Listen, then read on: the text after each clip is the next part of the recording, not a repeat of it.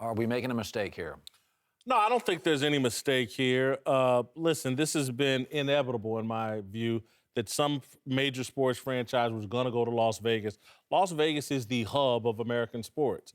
It is ground zero for most American sports fans if they can afford to make the trip. The Raiders brand is so strong that this move, it isn't the Baltimore Colts moving out of Baltimore to Indianapolis in the middle of the night. It's not the Browns moving to Baltimore. It's not Armo. The Raiders brand is so strong. The LA fans that flew to Oakland will now be very happy to fly to to Las Vegas to watch them. The Oakland fans will love to fly to Las Vegas to watch them play. I think this is actually a good thing for the Raiders and the NFL. I think this is going to enhance the Raiders brand.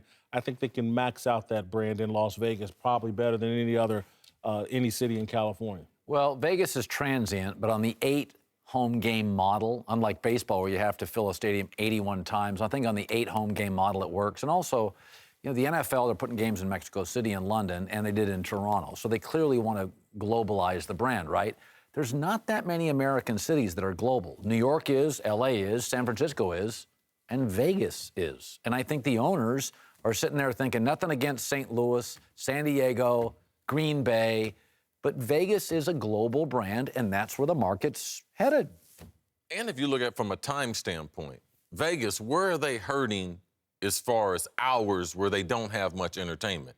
It's during the day. Right. And on the weekend. And if they You ever been to Wed Republic? Go ahead.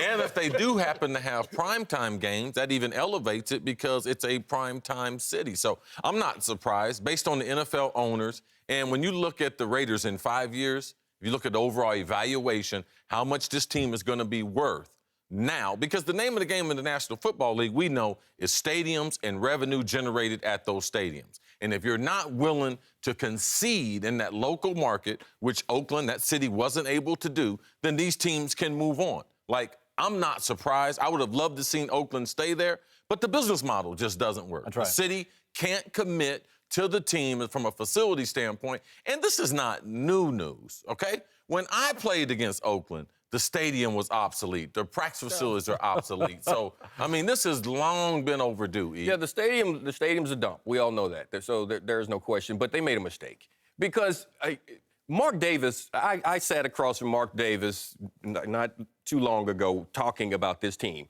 talking about wanting to go or stay. And he wants to stay in Oakland. He wanted to stay in Oakland. But Oakland, what they did, they tried to son him. They tried to come in, and he was Al Davis's son that had a certain stigma, and they viewed him a certain way. And Oakland gave him the take it or leave it. And the problem is that it's an NFL franchise, and you can leave it and find a home somewhere else. But he didn't want to leave.